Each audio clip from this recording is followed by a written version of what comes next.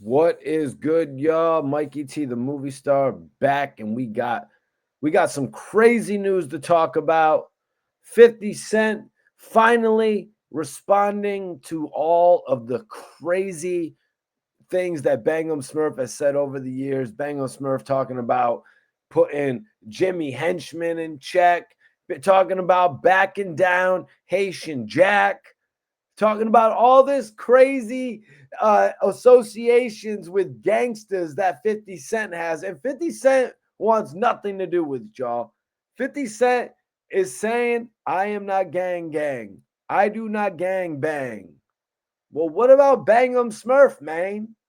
What about your association with Bangum Smurf, Fifth? Because that's what we're going to talk about today. Bangum Smurf did a new interview with Bullets Gotti. He did an interview also with, it was on Rapmatic's page actually. And he did a bunch of interviews over in the UK. Smurf's interviews are going crazy. A lot of people are, twisting a lot of what Smurf's not twisting it, but they're using what Smurf says. They're making crazy, outrageous headlines, all types of stuff about 50, his baby mama, the house. All that stuff is getting used and twisted in the headlines, and it's generating hundreds of thousands of views. Let's be real. And now Bangum Smurf does this new interview where he's apparently in the UK. As we all know, the last news that broke was that Smurf was actually seeking asylum in the UK. They say that he might be in trouble with some gangs in Trinidad. That's what I'm hearing. I'm not really sure what's going on there. I'm not even really sure if I believe that, to be 100% honest with you. Throughout all the years that I knew Bangum Smurf, he had kept telling me that he was keeping his nose clean. I never even heard about him getting arrested when he was in Trinidad. I heard a couple crazy stories, but he said they were not true. You know what I mean?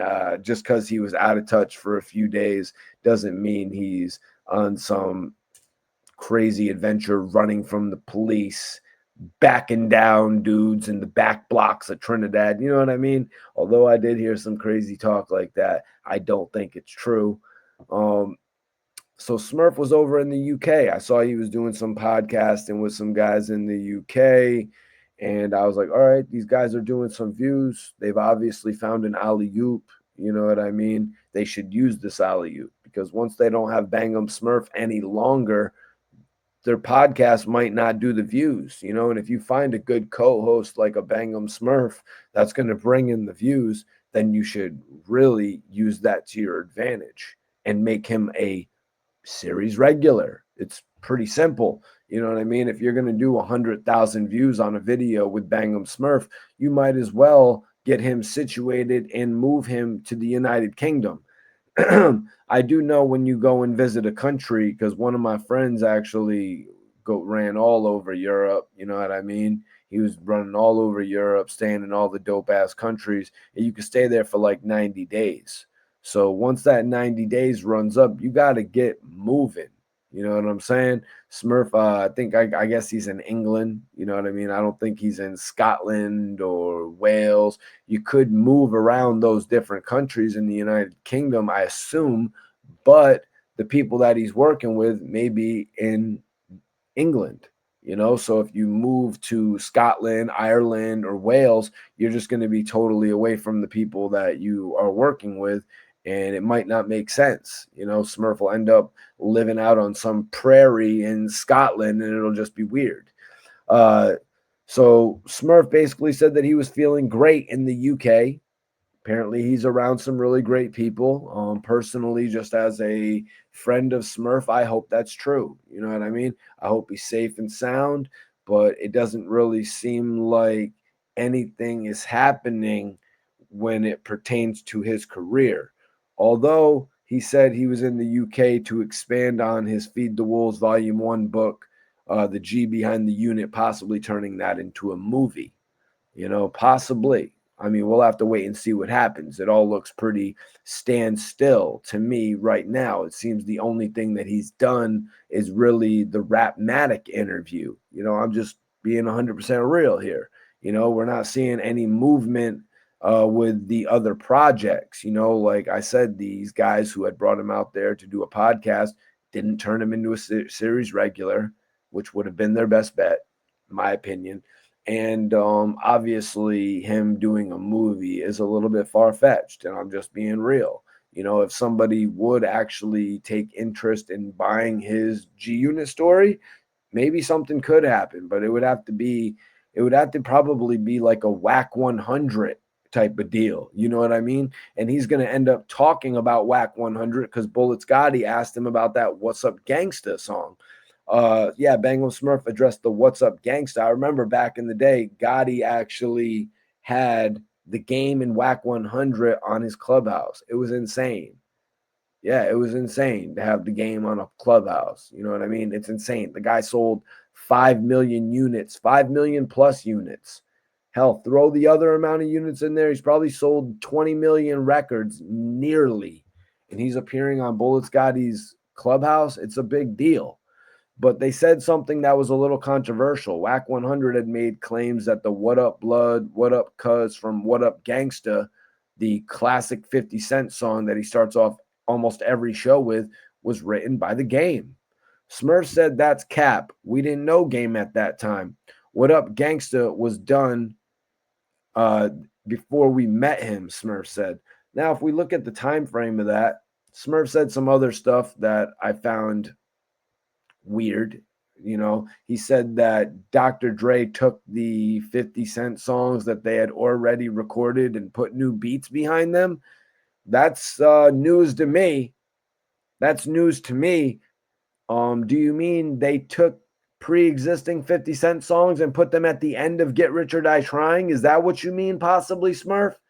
Because I kind of find it hard to believe that Dr. Dre took existing 50 Cent songs and put his beats behind them. I find that hard to believe. So Smurf said that they had created this music before they met the Game. Well, if we look back, the Game actually was around G Unit. The Game was around G Unit, even at the In the Club video that was probably filmed in what, late 2002? The Game was around G Unit. So Smurf needs to get his facts right when he comes to that. Smurf said Wack wasn't the manager at the time. Jimmy Henchman was the manager at the time. He's got his fact right about that. Jimmy Henchman was the manager of the Game at that point in time. Everybody knows that. It's like stating the obvious, but that doesn't mean Wack 100 wouldn't know about the Game's business. So I'm not trying to create any narrative where the Game possibly did write that. I never really believed that in the first place. I never believed that in the first place. But Bangum Smurf is not presenting a compelling argument that he didn't do it because he's saying the Game wasn't around them then when the Game clearly was around them. The Game was around G Unit in 2003. He was around G Unit in 2002. He filmed the video with y'all. He was at the video shoot for In the Club. Later on, he started appearing on G Unit tracks. That was probably more into 2004, though, after Beg for Mercy, when the Game started doing all the G Unit mixtapes with them. And that was after Bangum Smurf was gone. I might be a little bit jumbled on that. No, I don't think I am. I don't think I am. Buck was brought in and then Bangum Smurf was gone. So he said, Bangum Smurf also said, Wack is a good guy. He likes shit for content. We never heard of Wack before. What work did Wack put in? Well, Wack was actually managing Ray J during probably maybe his most successful album, maybe his second most successful album. You know what I mean? Considering the whole One Wish song and all that. But yeah, Wack was managing Ray J at a pretty decent time of his career. He used that to propel himself to actually manage the Game. So he went from managing an R&B singer to arguably one of the top 5 hottest rappers in the 2005 to 2008 era. Now, he started managing him a little late. He started managing him after his deal with Interscope was pretty much over, and he brought him over to E1. And that's something I've never really agreed with personally. I don't like the idea of game. I didn't never like the idea of the game going to E1 after Aftermath, Interscope, and Geffen. He should have took a deal with another major label before going the independent route. But Wack 100 was in charge. I wasn't. Now Bangum, instead of well, I'll give Bangum credit here. He's not dissing Wack 100. He said Wack is a good guy. He likes shit for content. So I'll give Bangum Smurf credit because he's not dissing Wack 100 right there, and he's actually leaving the door open because Wack 100 is probably going to be the only one that could get Bangum Smurf's story sold to anybody. I'm just being real. Now, this is the funny part where 50 actually finally responds to Bangum Smurf. Bangum Smurf has been going out over every single interview that he could, saying that he ran down on Suge Knight, saying that he ran down on Jimmy Henchman, backed down all these notorious gangsters to defend 50 Cent. That's what Bangum Smurf has been saying over the years. Smurf said, we ran down on all them industry dudes. We backed down all them dudes whoever was the toughest you could think of. Jimmy Henchman, Haitian Jack, even Web Nitty had to fall back. Everybody had to fall back. I'm going to keep it real. Even them gangsters will tell you. The OGs will say this dude Smurf was crazy.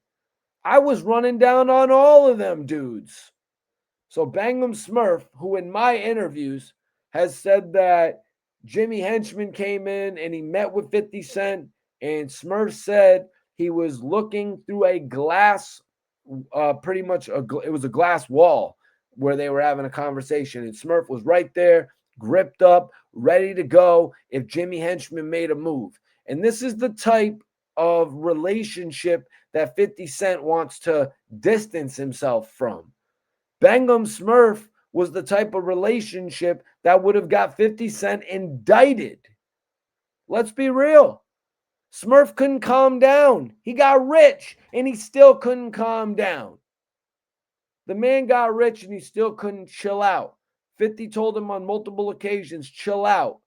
If Smurf was actually riding with Young Buck when he decided to go out and get involved in Marcus and Jaffe's fight, I would have to say that's the biggest mistake he ever made. That's a bigger mistake than popping off your gun in Southside Jamaica, Queens in front of the police. That's a bigger mistake. If you're chilling with Young Buck, a man who at one point Maserati Fox said was living like he was in the Matrix, and you go out to deal with some BS that had nothing to do with you over some clothing, I don't care if it was Versace. You're chilling with Young Buck. You're making sure Young Buck is comfortable. And you give up your position as what many considered you maybe the underboss of G Unit. I've met Smurf in person. I'm still trying to figure out if he was the underboss of G Unit. I'm still trying to figure out how deep his relationship with 50 really was. Pause. Because I really don't know. Because Smurf says all this stuff. We ran down on all them industry dudes. And 50 commented on this post. I don't remember none of that. 50 Cent commented on this man's post. I don't remember none of that. All this talk that Smurf is doing, talking about he faced off with Suge Knight at the End of Club video shoot and he ran back to go see 50, who was allegedly hiding in a ceiling. And he said, looked up to 50 and he said, yo, Fifth, what do you want me to do, Fifth? What do you want me to do? You want me to his head off? This guy's saying crazy stuff on the internet like he's like 50's giving him the order to go and get Suge Knight. 50 says, I don't remember none of that. This guy's on the internet talking about he backed down Jimmy Henchman. You back down Jimmy Henchman? Why does the story only last for that one line then? You got to give some real detail. Because it seems like to me, from what Smurf told me, he wasn't even in the damn room with 50 and Jimmy Henchman. He was outside the glass window, the glass door, the glass wall. He wasn't even in the same room. When I watch a video of Smurf performing with 50 Cent, why is he wearing oversized khakis, a Ford XL white tee, and a bulletproof vest? He wasn't presented like Lloyd Banks and Tony Yayo. So why does he try to present himself like he was such? I have a hard time believing that Bangum Smurf was rolling up with Young Buck when that whole tour bus fight happened. It doesn't make any sense. Nobody that was chilling with Young Buck would do something like that. It doesn't make any sense. Smurf said he gave Young Buck his $30,000 watch. And we said that in a video. And then Young Buck responded to it on a song. He's like, yo, Smurf, keep on stunting and letting the world know that 50 is full of shit, but I don't owe you a damn thing. That's pretty much what Young Buck said to Bangum Smurf back in the day. He's like, salute you, keep on letting the world know that 50 is stunting, but I don't owe you nothing. And at one point in time, Young Buck was going to give Bangum Smurf a feature. He was actually going to give Bangum Smurf a G Unit feature. I remember we were in conversation with Young Buck. I remember Smurf showed me the DMs, and Young Buck never actually ended up sending the verse because that was the point in time when he ended up signing back to G Unit. So I had to come on here and talk about this today because, I've done a ton of Bangum Smurf interviews where he said all types of crazy shit. You know what I mean? All types of crazy talk about getting into beefs with G Unit members, backing down dudes on behalf of Fifth, holding doors open for Fifth, being there when Fifth couldn't even take care of himself, all that type of stuff he said. And then I'm just wondering, like, how did you didn't really look like you were best friends with 50 Cent? Like, so why are you trying to put it out there like you were best friends with 50 Cent? It more so looked like Tony Yayo was best friends with 50 Cent. And even so, 50 kind of plays Tony Yayo to a distance. It's like it's crazy, but being the position that 50 Cent is in, you know what I mean? You can't just be that close with everybody. I don't know how much friends 50 Cent and Tony Yayo were back in the day, but it just doesn't seem like they were as good of friends as some of me and my associates. I say this to some of my guys all the time. You wouldn't see somebody doing something like that if they were really as close as you and I. So it's just a really strange dynamic. And then you got the whole situation with Lloyd Banks where it's like they just let Lloyd Banks go, even though it's like, what? I thought that was the boy wonder. I thought that was the kid that y'all saw on the porch that had all the hip hop talent and you wanted to bring him into the fold. Like it seemed like a tightly knit group than that. Young Buck was supposed to be the newcomer. You know what I mean? Young Buck from the South, giving him that Southern flavor that actually, in my opinion, made G Unit more popular. And they welcomed him in from family when none of Young Buck's other associations were really working. But here's the bombshell: 50 always wanted these guys to be solo talent. He always wanted these guys to be solo artists. So that says something about the group, you know? But yeah, man, I want to come on here and talk about this all today, man. Bangum Smurf got put in his place. 50 cents, like, I don't know what you're talking about. You back down Jimmy Henchman? Smurf? You back down Jimmy Henchman. If you back down Jimmy Henchman, we're going to need you to do another video and we're going to need you to actually have a few more details on that because I don't think there's anybody out there that's really buying the story that Bangum Smurf backed down Jimmy Henchman, Haitian Jack. Like, no disrespect, Smurf. I mean, I got love for you, bro. You know what I'm saying? But I don't think you back down these guys. And 50's even saying now that he doesn't remember it. Finally, you got your response out of 50 Cent.